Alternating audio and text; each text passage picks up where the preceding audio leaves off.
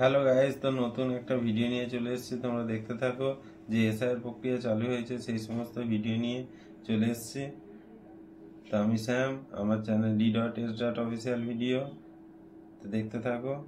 তো কিভাবে কি জমা দিতে হবে, কি করতে হবে, সব কিছু সম্পূর্ণ আমার এই ভিডিওতে দেওয়া আছে। তো ভালো যদি লাগে থাকে অবশ্যই লাইক কমেন্ট শেয়ার করে দেবে। তো আমার ভিডিও দেখতে থাকো কিভাবে এই পোর্টালটাকে ডাউনলোড করতে হবে, কি জমা দিতে হবে, কি করতে হবে। আতঙ্কিত হওয়ার কোনো কারণ নেই, তুমি আমার ভিডিও দেখতে থাকো। সো হ্যালো গাইস, তো আমি কম্পিউটার স্ক্রিনে চলে এলাম। তো কিভাবে 2002-এর ভোটার লিস্টের তালিকা বার করতে হবে তোমাদের দেখিয়ে দিচ্ছি। প্রথমে ক্রোম ব্রাউজারটাকে ওপেন করে নেব। তো ক্রোম ব্রাউজারটাকে ওপেন করার পর আমি গুগলে চলে যাব। গুগলে গিয়ে ভোটার লিস্ট 2002 আমি ওপেন করব। তো একটু কম্পিউটার স্ক্রিনে সময় লাগছে নেটওয়ার্ক প্রবলেমের জন্য। দেখতে পাচ্ছ ঘুরতে থাকছে।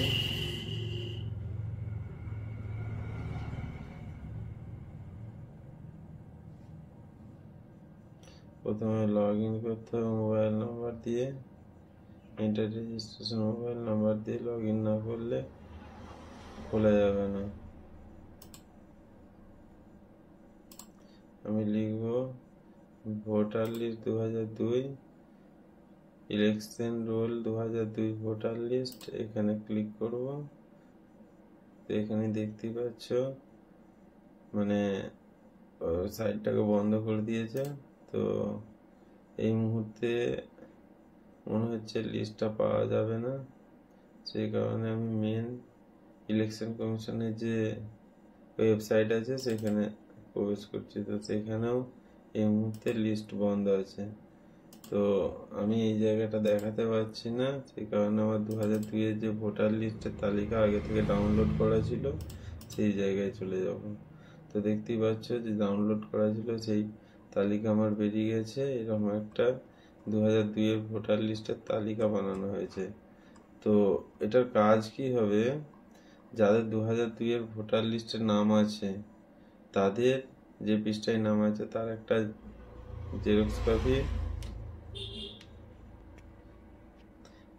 জেরক্স কপি এবং প্রথম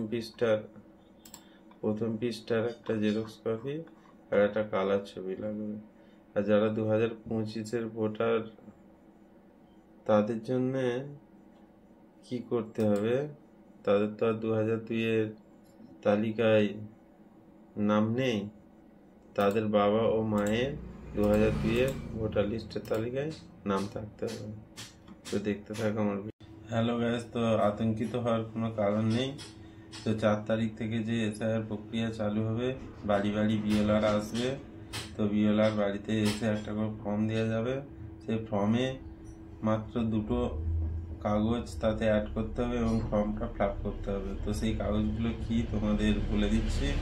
তো 2002-এ যে ভোটার লিস্ট ছিল সেই ভোটার লিস্টে যদি নাম থাকে, যে পৃষ্ঠাটায় নাম আছে সেই পৃষ্ঠার 1 কপি জেরক্স আর একটা কালার ছবি লাগবে, তাদের সাথে অ্যাড করে রাখতে হবে।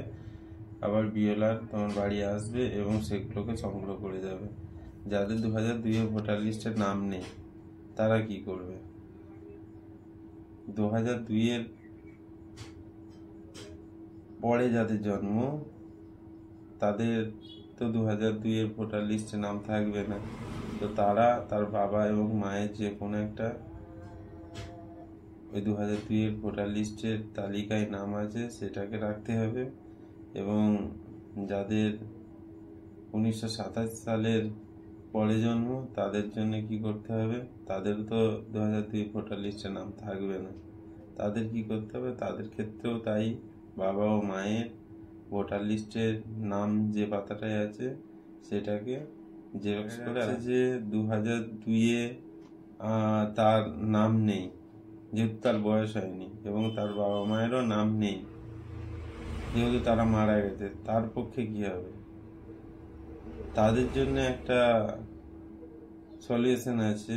তারা 1987 সালের আগে 11টা ডকুমেন্টস আছে, সেই 11টা ডকুমেন্টসের মধ্যে যে কোনো একটা সাবমিট করলেই হবে, এবং সেই ডকুমেন্টসটা তার বাবা মায়ের থাকতে হবে।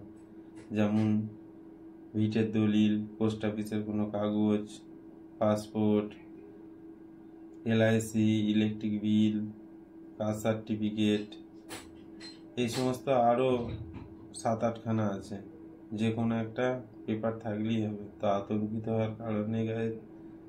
তো তোমরা ঠিকঠাক থাকো, ভয় পাবে না। বিওলার বাড়িতে আসবে, সব কিছু বুঝিয়ে দেবে, তারপর SIR প্রক্রিয়া স্টার্ট হবে। তো ভয়ের কিছু কারণ নেই। যারা আতঙ্কিত হচ্ছ যে 2002-এ ভোটার লিস্টে নাম নেই আমার, তো আমি বাদ পড়ে যাব, একদম ভুল ধারণা। তার বাবা মায়ের নাম থাকলেই হবে, এবং 87 সালের আগে যে কোনো একটা ডকুমেন্টস হলেই হবে। তো ভয় পাবে না। তো আমার ভিডিও যদি ভালো লেগে থাকে অবশ্যই লাইক, কমেন্ট, শেয়ার করে দিও। তো পরের ভিডিওয় দেখা হবে।